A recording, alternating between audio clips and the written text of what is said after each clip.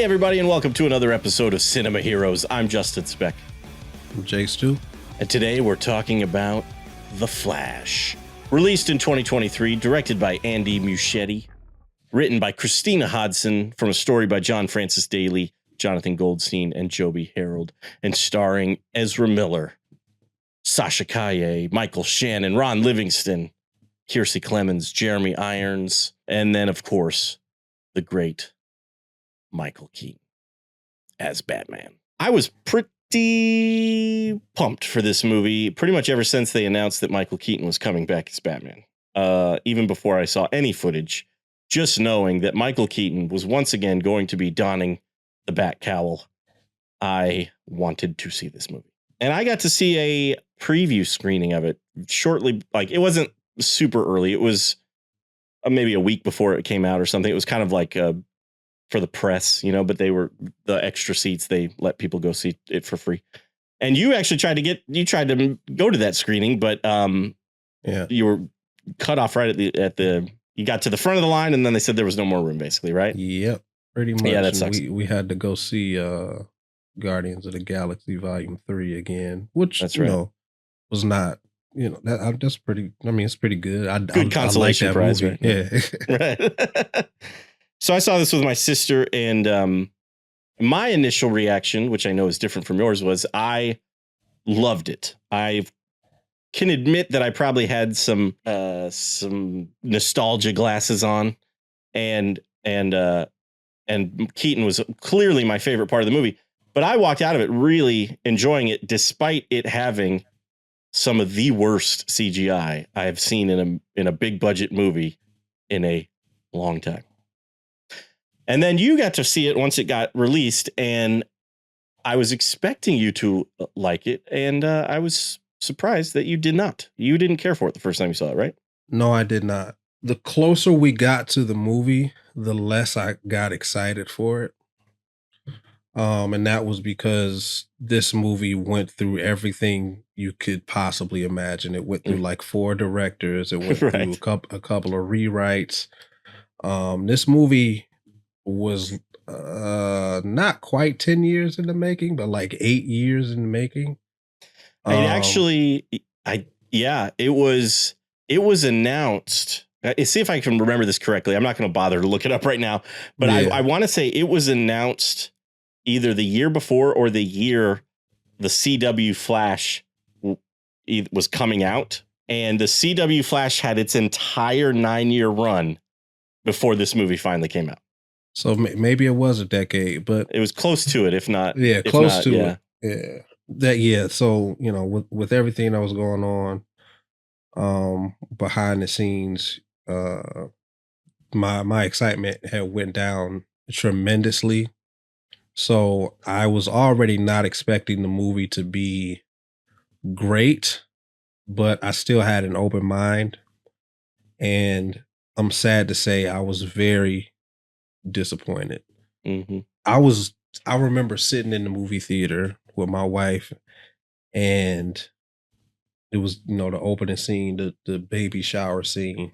And even like right after that, like right at the end of that scene, when Batman and Wonder Woman were all on the bridge, and my wife looked at me, and I guess I was wearing my disappointment on my face.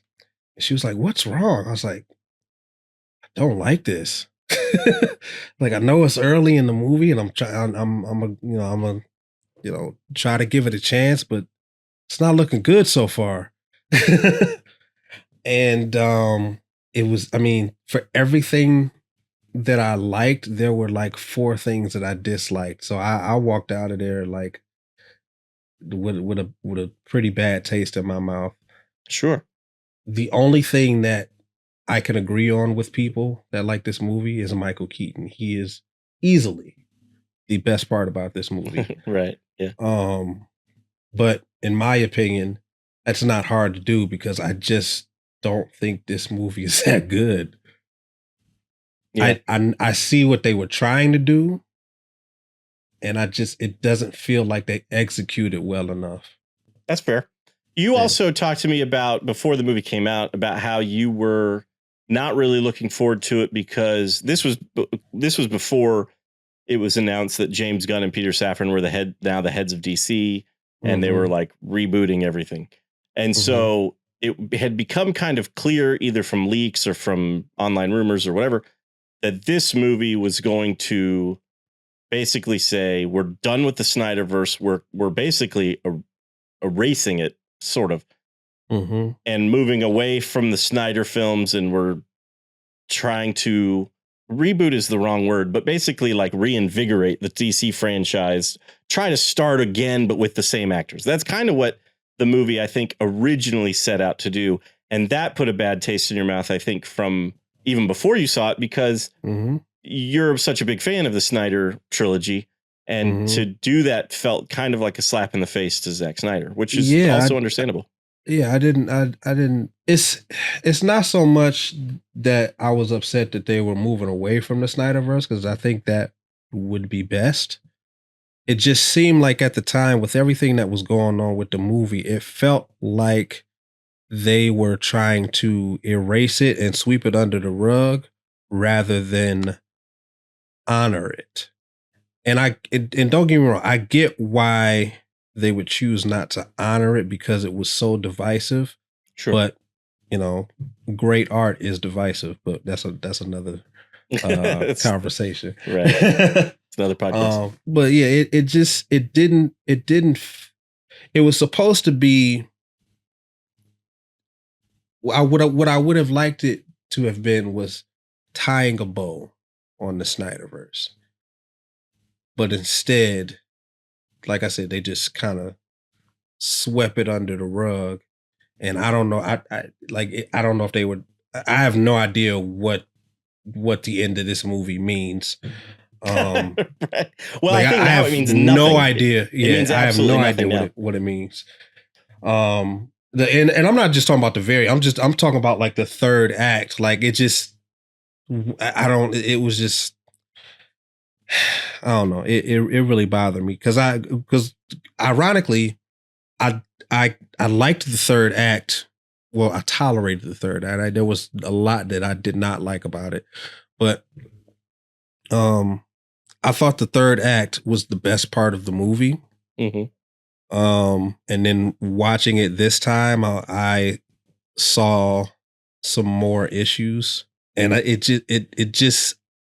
don't know I know what everything meant within the movie itself, but I don't know what it meant for the larger universe. And that kind of bothered me. But at the same time, that's to be expected with the DC movies of the last 7-8 years. Right. Everything outside of the Snyderverse is convoluted and pretty much in its own universe. Yeah, and the movie kind of almost doesn't follow its own rules. I feel like, and I could be getting this wrong, but I feel like at some point they kind of almost talk about how he's not opening up a portal. It's not like Doctor Strange in the Multiverse of Madness. He's not opening up a portal to other universes, which is what it feels like at the end of the movie. That is what he's doing at the end of the movie.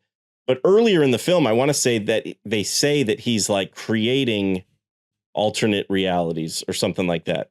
And so then at the end of the movie, it's like it's Easter egg bonanza, which is cool. But you're like, he's creating the 1950s George Reeves Superman. Like, it doesn't make any sense, really. I think if they had mentioned the multiverse or whatever, which I think maybe Bruce Wayne does, but it just kind of, the movie just doesn't really seem to kind of follow its own rules. I remember somebody talking online about how that part didn't make any sense. And I kind of agree with that. Even though it's fun and you see you see Christopher Reeve and you see George Reeves and you see Nicolas Cage, which was spoiled for me before I saw the movie. I want to mention that. I didn't think that he was creating those universes. I thought that he was destroying those universes. I mean, that makes more sense. Yeah. Yeah. I didn't think that he was creating them. I just thought that they just kind of showed up as he was progressing in the, what did he call it? The time bubble or whatever. It had he said a specific name, and I can't. I want to say it was the Chronosphere. Yeah, I think that's what it was. Yeah, I think that's what it was, the Chronosphere. But yeah, I didn't think that he was creating those universes. I thought those universes were already in existence, and he was destroying them as he as Dark Flash was going through, trying to save his universe or save his Right. timeline. But yeah, it I agree. They do kind of break their own rules because Bruce Wayne explains that, and I love how he explains time travel and alternate universes. Like it's The the spaghetti. spaghetti analogy is perfect. Yeah. And he says that some some uh some universes run together, almost they run together parallel, almost exact, and then they split off at a certain point. Some of them are all over the place, creating a mess. So what I think, I could be wrong, but I'm let me see if I got this right. I think that alternate timelines and different universes are the same thing. Okay. And I For this think, movie, I think that sounds right. Yeah. yeah. So because time and space, space time, they're the same thing. I think that, yeah, I think that the different timelines and universes are one and the same, which is kind of why they use the terms interchangeably, if that's a word. Mhm. But yeah, so maybe they don't break their own rules, maybe they just aren't clear on how time affects the multiverse. Right, right. Well, that could be. And I think it does make sense that he was kind of destroying those other universes or those other timelines, if you want to kind of go by that. But I could have sworn, forgive me because I didn't actually get a chance to really watch this movie all the way through for this. It's been a busy week, and so I'm kind of going off memory. And so maybe I'm wrong. Maybe there's not a scene or a moment where they talk about kind of creating those alternate timelines by messing with the past and stuff. But I guess, I mean, if you think about it, if it's like every decision you make creates an alternate timeline, then there are like infinite timelines out there. So right. so that kind of makes, that works. Which again was satisfying to me because I always thought that, in my brain, I always thought that if the multiverse were real, that's how it would work. Right. Yeah. Every single decision you make makes an alternate universe. So, and Bruce Wayne, he explains it perfectly. He's like, because Barry was like, how did my traveling to this point in time affect things that happened before you were born? Right. And Bruce Wayne basically explains it as a ripple effect, because you entered this point in time, your presence kind of rippled in the past and the future. It doesn't just change you don't just splinter From that off moment on. Yeah, you don't just splinter off into a new timeline. You create a brand new fully formed timeline, past and present, past, present, and future. Yeah. So let's talk about the storyline here, because this, if I was in charge of making a Flash movie, his first, now granted he was in Justice League, but his first solo film would absolutely not be this. I was gonna say, Flashpoint is not the story I would have chosen. No. Now, I kind of get why they chose it, because they were wanting to restart the movie universe, but it's such a bad choice for a first movie. And they had to change a lot of things from the source material. Some of it kind of works. And I think, when they first kind of mentioned that they were doing Flashpoint, I thought Jeffrey Dean Morgan was going to be Thomas Wayne and they were going to go that route. And that excited me, because that would have been amazing to see. But if you're not going to go that route, the second best option, in my opinion, is get Michael Keaton to come back as Batman. Yeah, and that was the whole point that Zack Snyder casted Jeffrey Dean Morgan is Right. because not only did he look like Thomas Wayne, but like if you've ever seen Watchmen, his version of the comedian is very Thomas Wayne-esque from Flashpoint, even Yeah, though Flashpoint Batman, yeah. that happened before Flashpoint, but like it that was Zack Snyder knew what he was doing with his casting. Right. Yeah, very true. He did. And Jeffrey Dean Morgan didn't he didn't confirm it, but he didn't deny it. And every time they talked about Thomas Wayne, you would see his eyes light up. Same thing with Deathstroke and Joe Manganiello. Like he would like every time they talked about Deathstroke, he would get so excited because the intention was for him to be in subsequent films. Yeah. But unfortunately that didn't happen. But I agree. I would not have chosen Flashpoint. What I would have done, Flashpoint, I would have adapted Flashpoint into a Justice League movie, which is kind of what they did for Flashpoint the animated. Paradox. Yeah, Flashpoint Paradox. I definitely would have made it a Justice League movie and made that the end of the Snyderverse. And like you said, I see why they chose it for this particular movie. They weren't seeing it as a first movie. They were seeing it as the only movie. Right. Yeah. Like they knew they weren't going to make any more Flash movies, and they definitely and they knew they weren't going to revisit the Snyderverse. So it's like, well, if we're going to erase the Snyderverse, why don't we use this universe ending story to erase the Snyderverse? Which, I get it. I don't like it, but I get it. Sure. Yeah. So that being said, like the original, one of the changes that they made, which I like for this film, but also includes some of the terrible CGI that I was referring to earlier, is in the original Flashpoint, in the source material, he travels back, saves his mom. Or actually, he doesn't even remember doing it. He actually kind of like wakes up and then his mom is alive and he has no powers. There are no two Barrys. It's just him. And he's got to kind of piece this together and then try to get his powers back. And in this movie, there are two Barrys. There's a young Barry and an older Barry.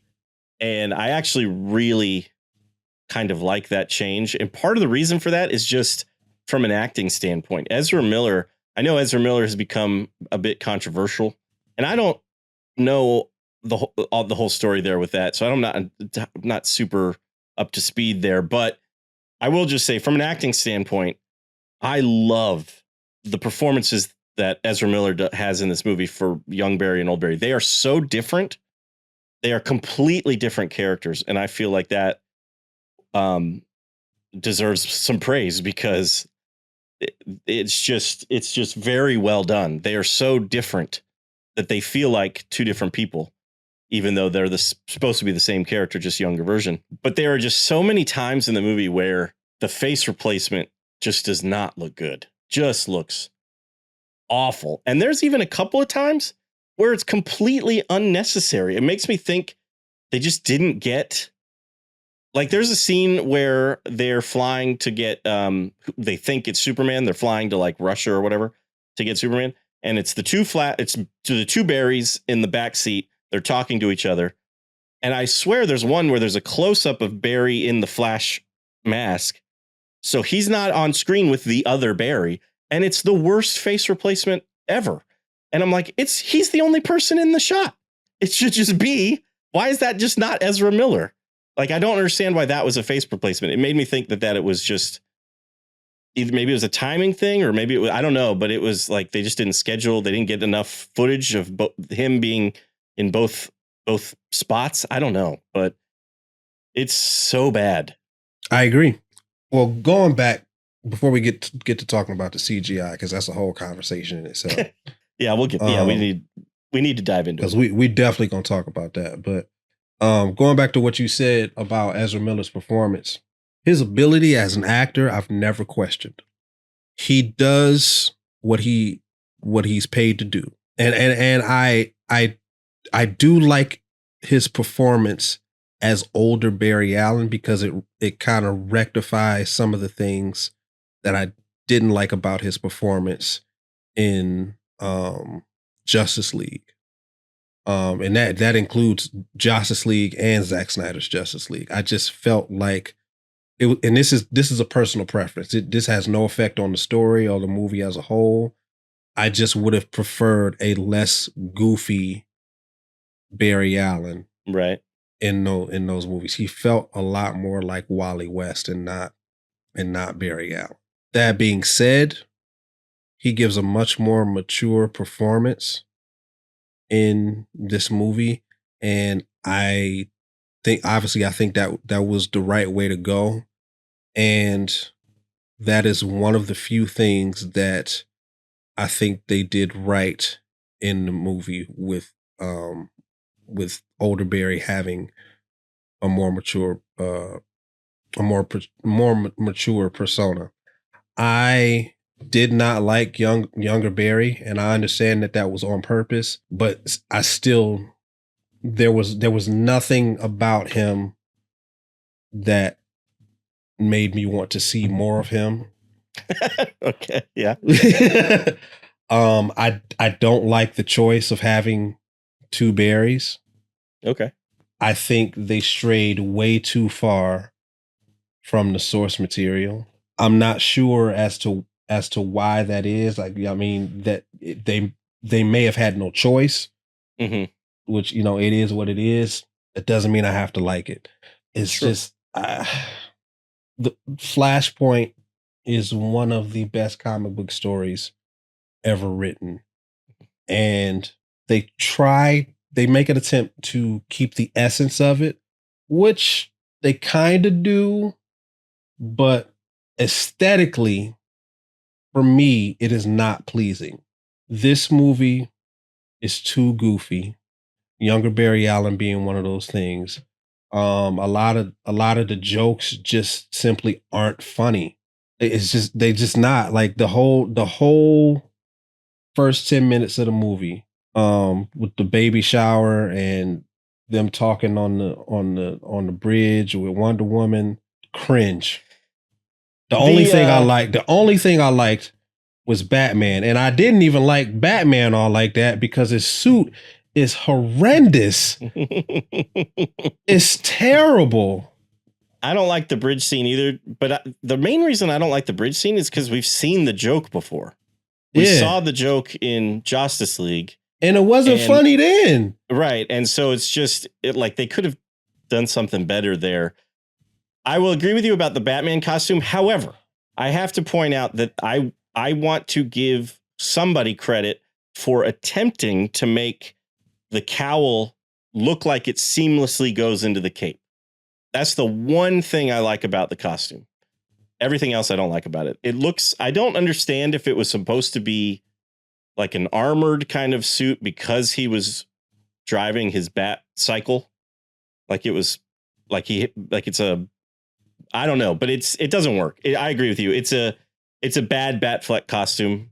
They should have just stuck with what he had, like the Justice League, the regular Justice League bat suit. You know, that's what they should have stuck with. Mm-hmm. The cowl looks awful in certain shots on the bridge. Like there's a couple of shots where it's kind of a lower angle, which was just a bad choice because it just looks weird. So for me, it was a very disappointing last outing for Affleck in the suit. I wish that scene had been better. I don't mind the chase, even though the chase is awesome. Yeah, but the suit dilutes the chase. Yeah, the suit kind of ruins it. But honestly, you don't really even see the suit too much during the chase. It's not until the bridge scene where you really get a good look at the suit and just realize how bad it is. Yeah. But if you look, you can see kind of the seams, but they tried to make it look like the cowl goes seamlessly into the cape, which I thought was kind of cool because that's how it is Batman in the animated series. That's kind of how it looks and everything.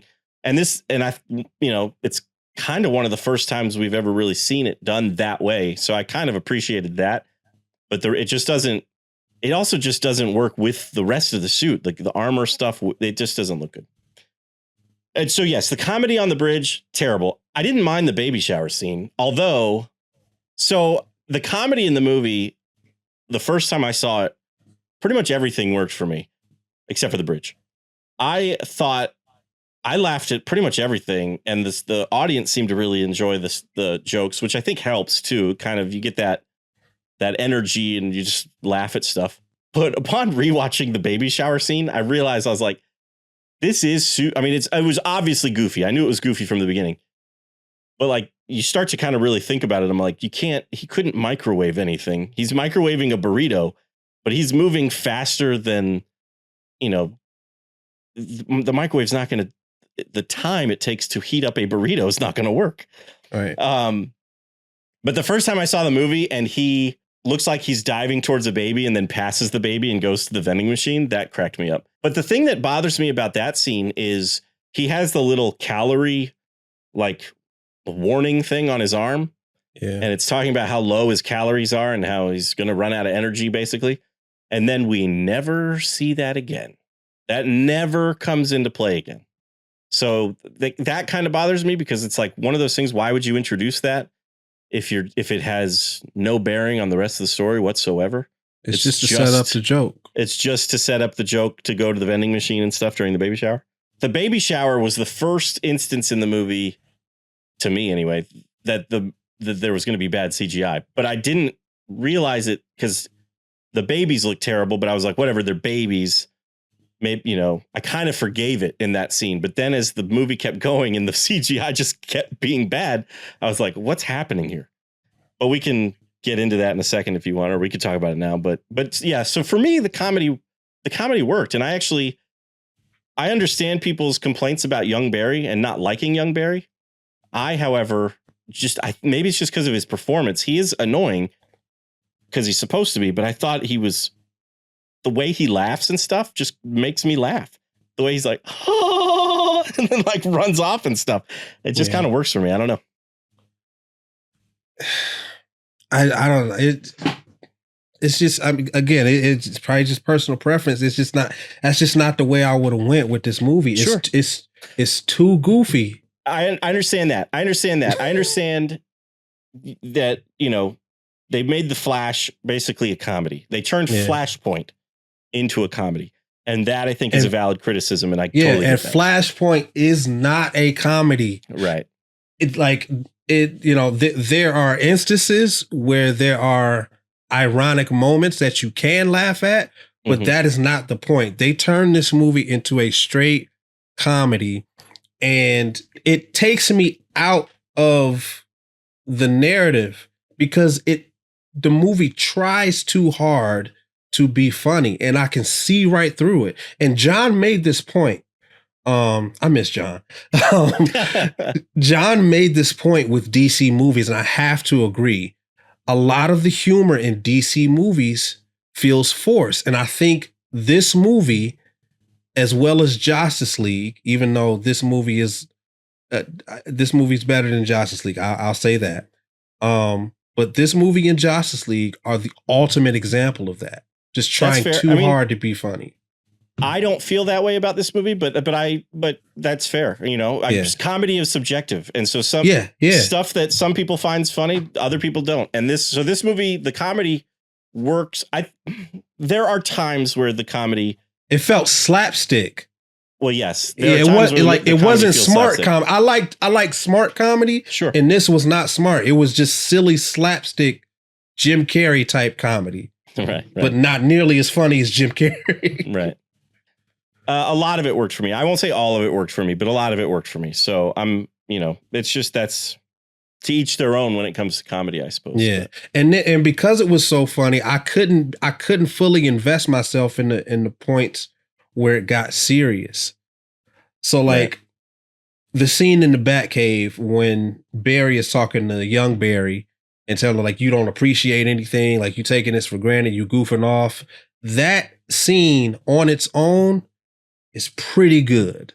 But in the grand scheme of the movie, it's like, I kind of don't, you've already lost me with the horrible CGI, the tone is too light. The jokes aren't funny. You've taken so many liberties with the source material, and I'm not one to say that the source material is wholly writ, because Civil War, Marvel Civil War, is completely unlike the source material, but they maintain the tone, they maintain the essence, and they maintain the character, the character dynamics and relationships, and they still crafted a pretty good story. Although it is convoluted in some places, it's still one of the most entertaining superhero movies ever made. This, to me, they don't really keep the essence of Flashpoint. They try to, it's just very poorly executed. Well, yeah. And part of the problem, again, with doing Flashpoint as your first movie is they have to completely change the villain. You know, and one of the things that kind of bothers me about the film is that we don't know, as audiences of the movie, we don't know who killed Barry's mom. We just know it wasn't her dad. Yeah. And it wasn't the villain of the film. So it kind of completely changes.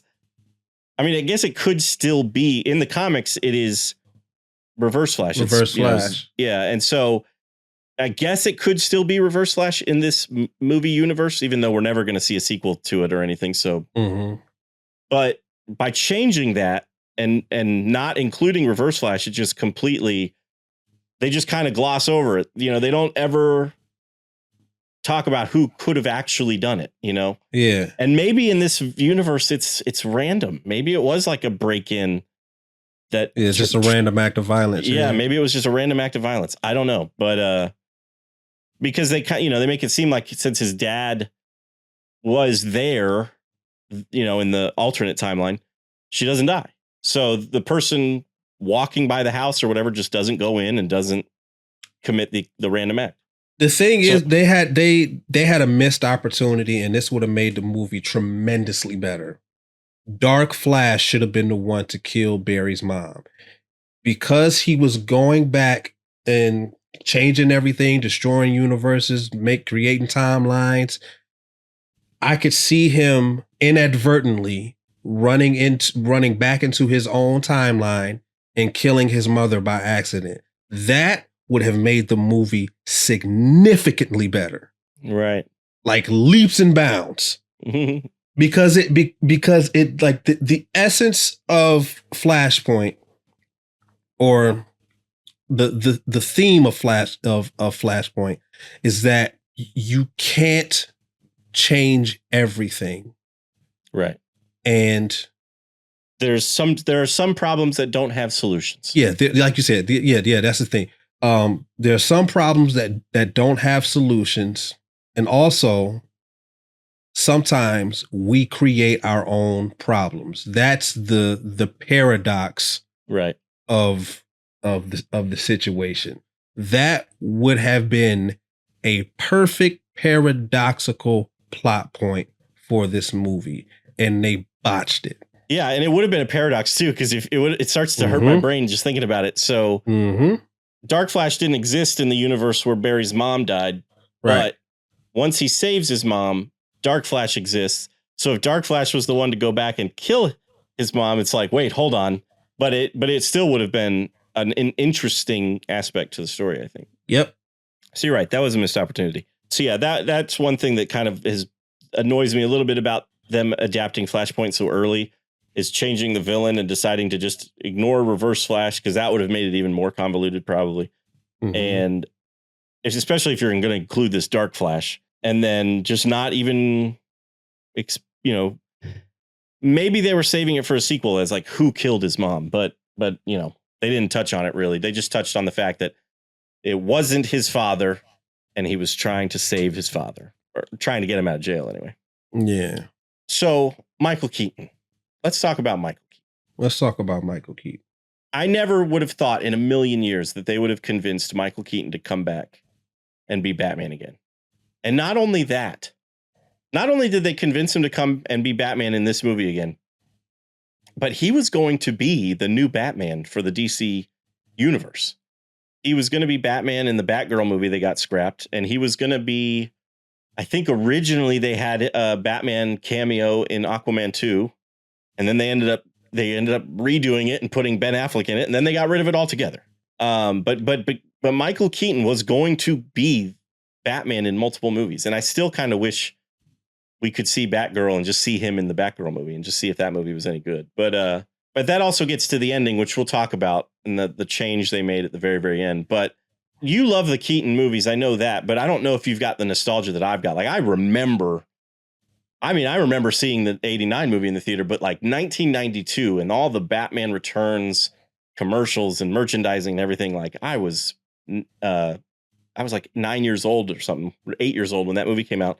So I was eating all that up. So to see him don the costume again was just a dream come true, I thought. And those are my absolute favorite moments of the movie. The breakout in Russia, and even him fighting in the third act, and dying in the third act. Those are my favorite moments of the movie, is just Keaton in costume, and also just Keaton as Bruce Wayne. But Michael Keaton is great is great in this movie. Well, first of all, I'll say this. Michael Keaton is a great Batman.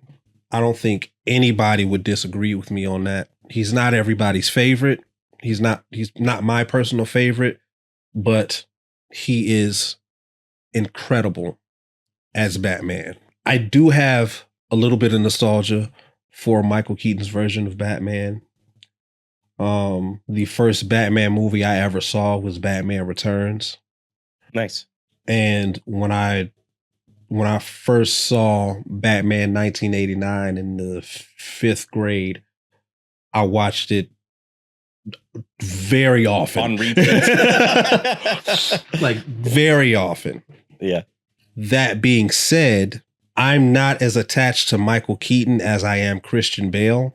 And I'll even say I'm not as attached to Michael Keaton as I am Ben Affleck. And it's because, one, I'm more attracted to realism, but I am also more attracted to, I guess, romanticism, because the way Zack Snyder approached his Batman was very mythological, and I appreciated that. Also, his Batman was, the Ben Affleck Batman was a perfect Justice League Batman. He was so comic booky, but also still very mythological and grounded for how comic booky he was. Yeah. It was like he is the most well-balanced Batman, but Michael Keaton is the trailblazer of that. Right. Because Tim Burton, I'd correct me if I'm wrong, but I think he saw Superman and like the realism of it and wanted to do that with Batman. Is that correct? I think so. Okay. But I would hope that that's true, because he did it. Right. But yeah, also in his Tim Burton stylized way. Tim Burton is weird. He's going to get weird, but yeah. So I got tremendous respect for Michael Keaton. That being said, it was very hard for me. It's like for you, it was hard for you to see this movie without the rose-colored glasses. Yes. It was hard for me to put them on and see this movie in that way, because I was so dissatisfied from the start of the movie, and it kept progressively getting worse for me. I'm like, by the time he showed up, I checked out. So I was really just waiting on the movie to be over. But I did love his scenes. That I did love the scenes that he was in, because he was awesome, and he did kind of make me feel like that little kid again.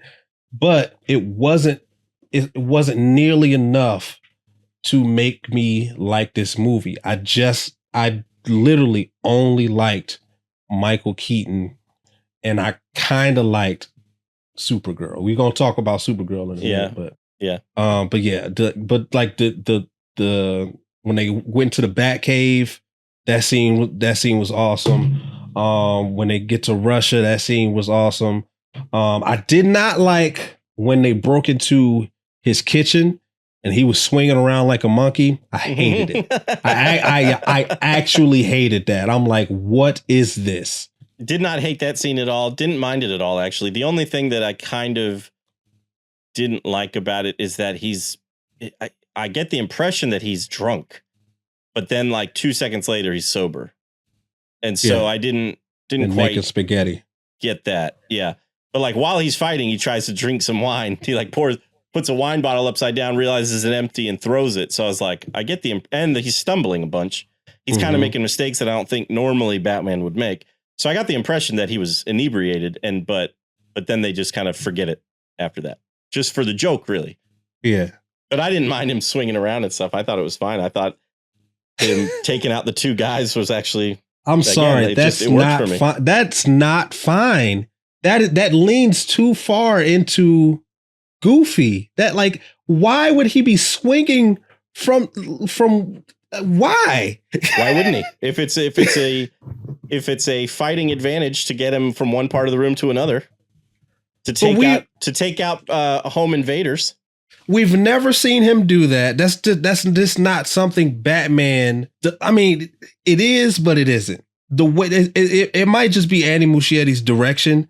It's just the way that scene played out. He doesn't seem like a threat. He just seems like some crazy drunk. But he also, I mean, he's not taking out young Barry very well because young Barry has powers, but he is taking out older Barry very well, even being drunk.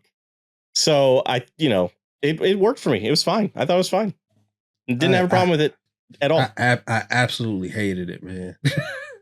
Let's move on and talk about, well, actually, real quick, a question I have about Ben Affleck in this movie. They decided not to use the voice modulator that he used in Batman vs. Superman and Justice League. Even in Justice League, he used it.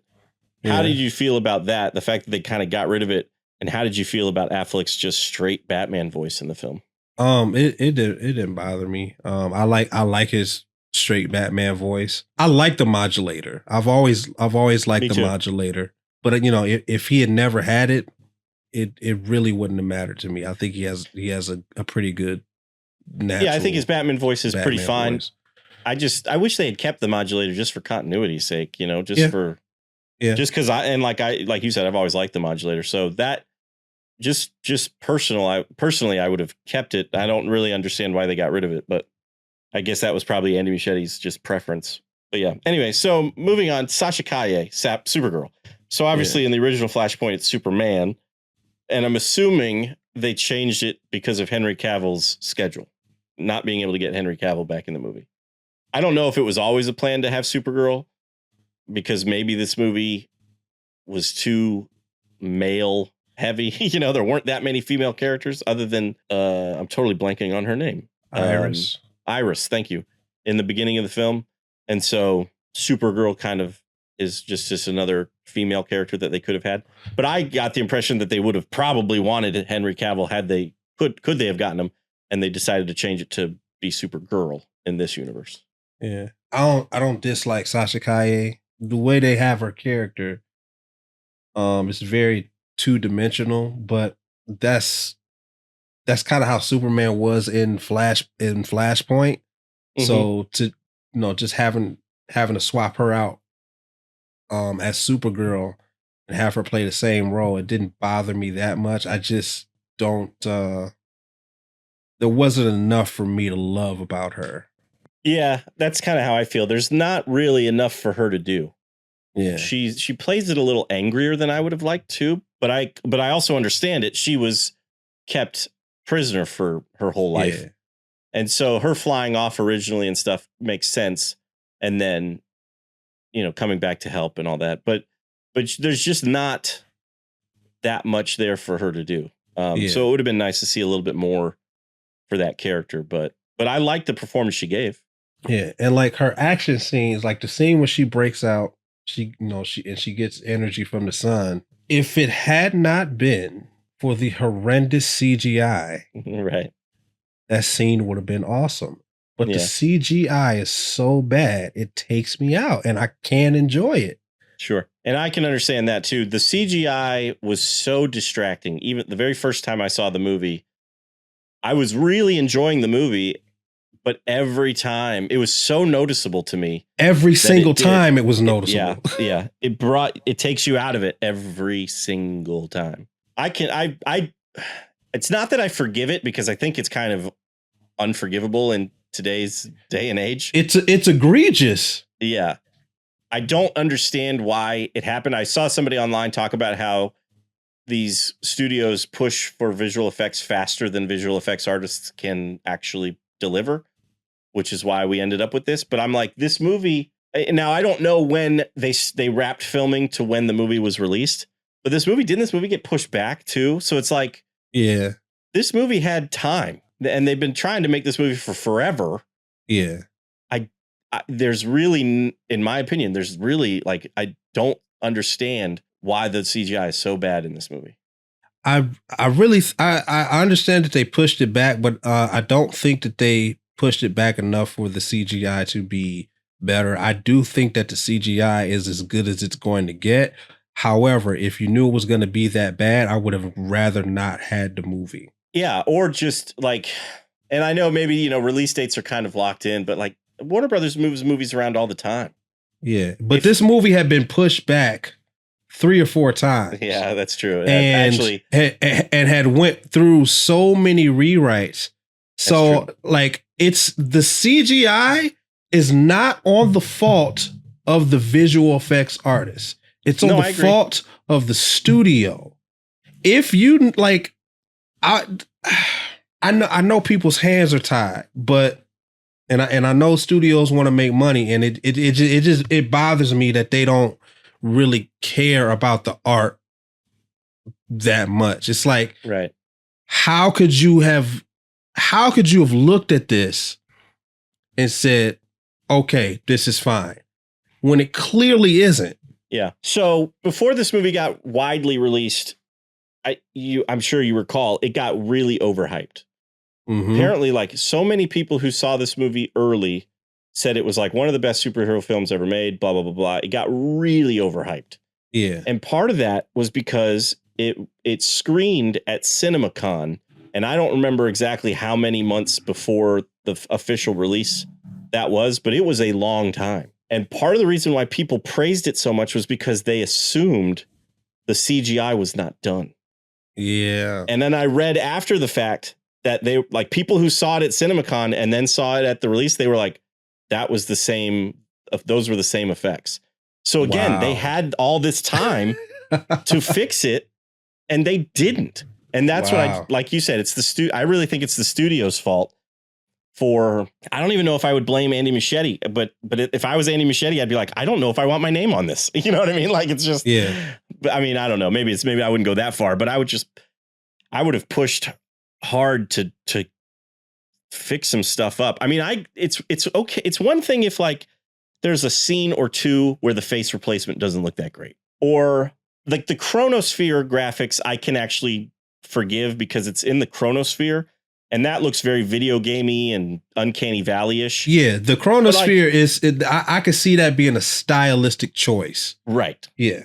So I'm like, I'm okay with that. But when you see Michael Shannon in the desert and his face just looks terrible, that I cannot forgive. That shouldn't look like that. Like, it's just, there's so many instances, and like the face replacement, when there's 2 flashes on screen, one of them is so obviously not Ezra Miller. You know what I mean?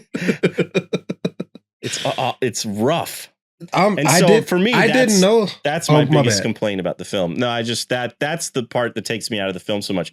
More so than like any bad comedy or anything like that. The CGI it breaks your suspension of disbelief. Like, it just reminds you that you are watching a movie. You know what I mean? It's very uncanny valley. It's like I'm looking at a YouTube thumbnail. Right. Yeah. Yeah. It's like, and this is, I know this isn't the case, and this is no disrespect to the VFX artists, but it's almost as if the same people that make the thumbnails for Mr. Beast made this Right. did the CGI for this movie. I Right. know that's not the case, but No, yeah, and I feel bad ragging on the visual effects so much because like you said, I know it's not their fault. mhm. They are pressured to do stuff faster than they can, and they probably aren't even they're probably not happy with it either. They're probably wishing that they could have had more time to perfect it and stuff like that. Right. And Warner Brothers was just like, nope, it's good enough or whatever, I don't know. But yeah, I don't blame the visual effects artists. I really just blame Warner Brothers more than anything. Sure. And I didn't know that I didn't know that I didn't know the CinemaCon thing. I didn't know that this was the same exact movie that they showed at CinemaCon. They changed nothing from apparently the screening. Wow. Well, the one thing that makes sense. That makes so much sense as to why people hyped it up. Personally, I still wouldn't have liked the movie for the creative choices that they made. Right. But it makes so much sense why Tom Cruise and James Gunn and everybody would say this is one of the greatest movies to come out, the greatest superhero movies to come out in a long time. Because had the CGI been better, it probably would. I personally wouldn't have liked it. Yeah, I personally wouldn't have been more invested in the movie, but I could see a lot of other people loving this movie a lot more. Yeah. So that makes so much sense. Wow. Yeah. I was going to say the one thing that might have changed was the actual last scene of the film, which I want to talk about, but I want first, before we get there, I'm assuming this is something you don't like, but I really liked it. I thought it was kind of a cool choice. And that was to have young Barry wearing the Batman. It's actually the Batman Returns suit, but spray painted in the Flash colors and stuff. And he even like sawed off the ears. And then one of the things I really liked about that choice is, how the Flash typically has like the lightning bolt kind of stuff on the side of his mask. He's got those yellow headphones on the outside of the Batman mask that kind of act as those lightning bolts, which I thought was kind of a cool little choice until he takes the mask off, obviously. I wanted to like it. I'm not surprised you don't like it. I don't. I tried to like it because I like the idea of him taking a bat suit and making it a Flash suit. It makes sense. I get it. Just don't like the way it looks. Okay. Fair enough. He looks like a bobblehead. Like his head is so big on his body because the the cowl doesn't fit. His head is smaller than Bruce Wayne's head. But it doesn't look good, man. The moment in the movie where I laughed the hardest the first time I saw it, though, was when they were on the plane. He's wearing that Batman mask and he tries to like look to the left and the mask doesn't move. Yeah. That cracked me up. And what I do like is like later in that final battle, the cowl gets messed up, like at the neck part, and but now Barry is able to turn his head. Yeah, I like that too. And then eventually gets rid of it, and I think it doesn't look. I think the suit actually looks better without the cowl. I agree with just his. I very much agree. The lower part. Because you're right, the cowl doesn't fit him, so it does look it looks goofy, but So the second time I saw this movie, I went and saw it with my dad and my brother, and I expected both of them to really like it. My brother, I think, thought it was okay, and my dad had one big complaint, and it was something I hadn't really thought about the first time I saw it, and it's because they changed the final scene of the film. So getting into the very final scene, Barry doesn't quite learn his lesson in this movie. He does end up making a change in the past, which helps his father, but supposedly doesn't have any further repercussions. But then when he's outside the courthouse, Bruce calls him and he's like, I'm pulling up right now. And we see that it's George Clooney. It's George Clooney, Bruce Wayne. And that it's just a gag ending. It's amazing how many people it confused on the internet, which I thought was so ridiculous because it was so obvious to me that it was just a gag at the end of the film. Bruce, George Clooney shows up and he's now Bruce Wayne. Haha, funny, roll credits. But the way my dad viewed it was he was like, well, that sucks. He was like, Michael Keaton and Supergirl are dead. Nothing they could do. They die. They just, every time they tried to do something in that universe, they just die. It always results in them dying. So he's like, the bad guys kind of win. And I was like, oh, yeah, I guess you're kind of right. And the original ending for this film was going to be, he gets his dad off out of prison. and he goes outside and he calls Bruce, or Bruce calls him. And instead of Ben Affleck showing up, it's actually Michael Keaton, and Sasha Calle shows up. And I think there was even originally an ending with Henry Cavill there too. I don't know if he actually ever came in and shot it or not. I don't know, but it was, but Michael Keaton and Sasha Calle were definitely there. There's even a shot of Supergirl in the original trailer who says something like, "You ready?" And you could tell she's outside of the courthouse. Yeah, I remember seeing production stills of her outside the courthouse. Right. Same with Michael Keaton. I remember seeing Michael Keaton, like paparazzi shots of Michael Keaton outside the courthouse. Yeah. If they had that ending, I really wish, and I know why they changed it. By this point, I think, right before the movie was released, James Gunn and Peter Safran were now the heads of DC. And I don't know who made this choice, but to me, it seemed like they were like, we're getting rid of this universe. We don't want to set any, we don't want to get anybody's hopes up that Michael Keaton's coming back again. Let's just bring Clooney in, shoot a little funny ending, and this will be the end of the universe, basically, even though Aquaman came out after this. But by doing that, it really does end the movie kind of, even though it's a joke, it really does kind of end it on a downer note where that Michael Keaton, Batman and the Sasha Calle Supergirl are just destined to die. Yeah. Whereas if they had kept the original ending, at least it would have ended on a more, even though Affleck is gone and stuff, it would have at least ended it on a more positive note. It would have been, I wish Warner Brothers or whoever made that decision at the time had the balls to just keep it. Because there were so many people online too. And I don't know, again, I feel like the majority of people understood it was a gag, but it was amazing how many comments I saw where people were like, so I don't get it. Clooney's coming back. Clooney's the new Batman. And I was like, no, it's just. It's the general audience. Nerds knew it was a gag. That's the problem with cinematic universes right now, especially now that everything's a multiverse. Right. People take things at face value because they saw George Clooney. They just assumed he was an old Batman that is coming back as a new Batman. They don't have nerd glasses on. They don't understand that this is just a gag. But I do agree that would have been a better ending. It still would have. That is the thing that really irked me about the purpose of this movie.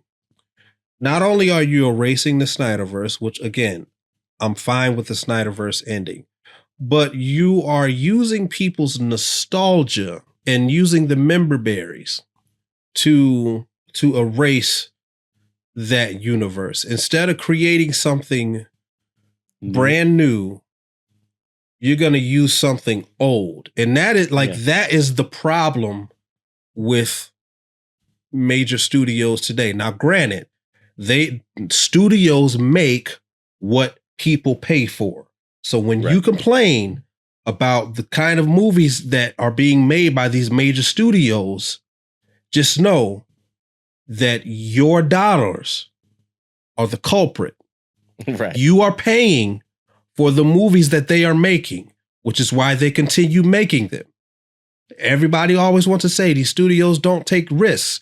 That's because you don't want to take the risk to go see a movie by a smaller creator. Right. You want to go when people leave their house, and I get it, they want to go see something that they are sure they are going to like. And that's the kind of movies that the studio is making. They're making the movies that you are paying to see. You have no right to complain when you brought this about. Going back to my other point, I just don't like the fact that they're using people's nostalgia against them. That's another point that I'm going to elaborate on a future movie. We haven't gotten to this movie yet, but it is the last movie in a franchise that we have been doing so far, and I'm very eager to talk about it and elaborate on this point. But right now, I'm getting very upset. Yeah. So yeah, I wish they would even included it as a scene on the Blu-ray, but they didn't. No. They just completely erased that original ending. And I'll admit, I laughed when George Clooney showed up, even though Ezra Miller looks so odd in that final scene. It was so obviously a reshoot. It's a wig that he's wearing, but he just looks like ghostly. It's just, I don't know what is going on with him in that scene. He just looks so strange. Yeah. And then I hate the way the film actually ends with the tooth gag. I hate that it. gag. I hate that. I hate it. I just wish they had ended on George Clooney's face. Yep. You know, just had George Clooney being like, and then it just rolled credits. The tooth gag was too much. It's cringe. The tooth gag was cringe. It was too much. I feel like the whole movie was too much. Like that. I know you do. I know the tooth gag is the essence of the movie. All right. Well, let's go into ratings. My rating is going to be way higher than you would like it to be, and your rating is going to be way lower than I would like it to be. So let's go. You want me to go first? No, I'll go first. So I actually, despite all of its CG faults, I actually really like this movie. And you know, I still think I have rose-colored glasses on, and I will admit that.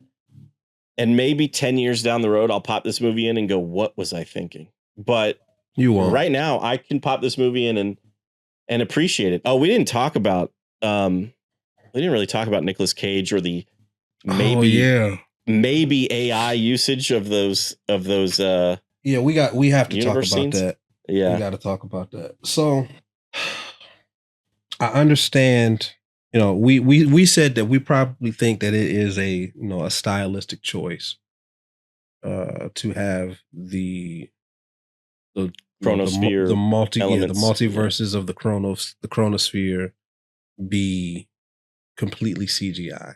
However, I would have much rather preferred that when we actually go into those universes, that they would have used archival footage. Yeah. I loved the idea of that scene, and it shows how everything in the DC universe is connected. The execution is what I have a problem with. Now, I'm going to let you talk about Nicolas Cage first. Okay. And then I'm going to give my thoughts. Well, Nicolas Cage was spoiled for me, unfortunately. It was a few days before I saw the movie. I got on YouTube, and it was just in one of the the thumbnail for one of the videos that was being advertised or whatever was it said every cameo in the Flash confirmed or something like that, and it was a picture of Nicolas Cage.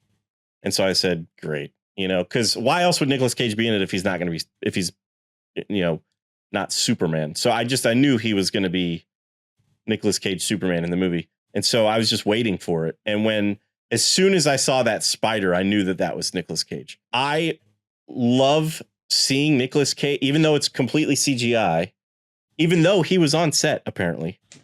But he also admits that what he did on set was not what ended up on screen. So they clearly shot something with him and then didn't use it, which is, again, it's just weird. But even though it's completely CGI, I love seeing Nicolas Cage in the Superman costume. Just getting to finally kind of see Nicolas Cage on the big screen as Superman, even though it's not really Nicolas Cage, was cool. But that's pretty much all I got to say about it. It was cool. My brother, general audiences, I wonder how many people in the general audience didn't understand it, because my brother had completely forgotten that there was going to be a Nicolas Cage Superman movie in the late 90s directed by Tim Burton. So when Nicolas Cage shows up as Superman, he went, what? He was like, what is this? He was just completely confused by it. And I had to kind of remind him, and he was like, oh, okay. And he was like, I kind of remember that. Whereas I had, I've been a superhero movie fan, especially since I was born. And I used to subscribe to Entertainment Weekly. And I remember when it was announced, there was this story about Nicolas Cage being the new Superman. And somebody had drawn a picture of him in it was kind of a caricature of him in the costume. And I just was like, this is going to be so weird. I can't wait to see it. And of course, it never came about. But I mean, technically, I'd kind of already seen him in the costume because we'd seen pictures of it. And there was a little bit of footage, not of that costume, but there was a little bit of footage from that documentary, What Happened, or The Death of Superman Lives, What Really Happened, or whatever it's called. But I like the scene. It's kind of like what you said, the execution of it. I would have rather seen actual Nicolas Cage in an actual costume rather than 100% CGI recreation of it. I hated it. Well, I'm not surprised. You hated this whole movie, so. When I saw it, I was like, people actually want to see this? And I did. Like, what the thing is, now, okay, I got a question. Did you want to see it out of curiosity and your love for Nicolas Cage? Or did you genuinely like the way he looked in that scene? Regardless of the CGI, I'm just talking about the design and the way he was portrayed. The long hair, the receding hairline, don't get me wrong. He's skinny. If that Nicolas Cage Superman movie had come out in the late 90s, it would have been maybe one of the worst things we'd ever seen. Okay, I needed that to be, because we had a brief conversation about it before, and we were saving that for this episode. But I wanted that to be clear.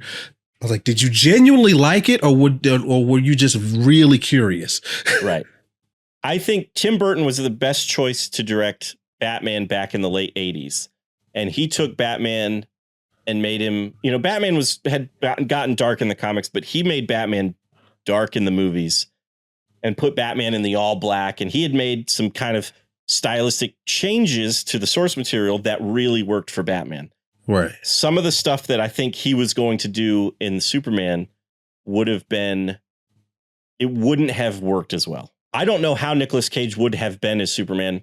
I think his Clark Kent would have been really interesting just based on that documentary, but I think it would have been not a good movie.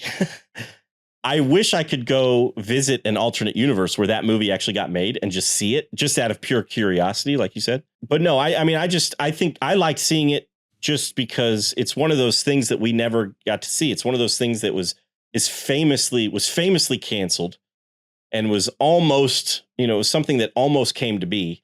So just getting to see that CGI recreation of him in the costume, that costume that he's wearing was from a costume test that they did for the movie. I don't even think it was the actual final costume. Like, I don't think they got that far. So if that movie had even gotten made, that costume probably would have been different. But they went off of those costume test photos that were taken and put that in the movie. And so, yeah, for me, it was cool just out of a curiosity kind of, oh, this is cool. We're actually finally getting to see Nicolas Cage be Superman. But no, I've never had an issue with the long hair Superman thing, but I don't think that, I'm trying to think of how to answer your question. I guess I liked it because it's Nicolas Cage and it's Superman. Would I actually want to see a Nicolas Cage Superman movie? Probably not, Okay. Okay. That's fair. But you hated it. Yeah, I hated it. So now we can go into our ratings. All right. We're running long, so I'll be quick. I like this movie, and I'm going to give it way higher than you would like. I'm going to give it 4 Batman Returns Flash costumes out of 5. I mean, I'm not going to waste no more time, hating on it. So, I mean, I'll just say this. It was one of the most disappointing superhero movies that I have ever seen. So I'm gonna give it 2.5. 2.5 Flash lightning bolts out of 5. Because I was gonna give it lower, but I understand that there were a lot of things that were out of the filmmaker's hands. And this is the best that they could do. Right. But I don't have to like it, and I don't like it. Fair enough. I'm glad you enjoyed it. Would you rather watch 2016 Suicide Squad over this film? Yes, absolutely. Would you rather watch Green Lantern over this film? Yeah. Wow. Green Lantern. I would watch this movie over both of those. Well, see, the thing about 2016 Suicide Squad, the writing in that movie is horrible. Like the story is so, like the story itself is so boring. But the things that I absolutely love about the movie are the characters and the aesthetic. I love looking at that movie. I love it. It's so dirty and grungy, and it is almost perfectly cast across the board. Almost. There are one or two characters I don't really care for, but almost perfectly cast across the board. And there are three or four performances that are so strong that I am willing to forgive the horrendous writing in that movie. It's funny. The Affleck Batman scenes in that movie are amazing. I'll give you that. Yes. I wish that those Affleck Batman scenes had been more. I wish the Affleck Batman scene in The Flash had been more like the Affleck Batman scenes in that movie. Yeah. And as far as Green Lantern, the difference between Green Lantern, they're probably about the same quality for me, but the difference between this and Green Lantern is that I had no expectations going into Green Lantern. Right. With this, I had low expectations, but I still expected it to be significantly better than it was, and it wasn't. And it was just, there was so much leading up to this movie, both externally and inside of me as a Snyder fan, that I went into it with a bad taste in my mouth, but I was still open to, this could be awesome. And it just it just wasn't, man. But with Green Lantern, I had no expectations, and Green Lantern is what it is. It's not a great movie, but I didn't expect some masterpiece out of that. Right. Well, we'd love to know what you think about The Flash. You can always let us know at cinemaheroes.com. You can also comment on our Instagram posts at Cinema Heroes. If you're watching this on YouTube, leave a comment down below what you think about the movie. Give the video a thumbs up and subscribe to the channel if you haven't already. I think that about wraps it up for this episode, though. I'm Justin Speck. I'm Jay Stu. As always, thanks for listening. Thanks for subscribing.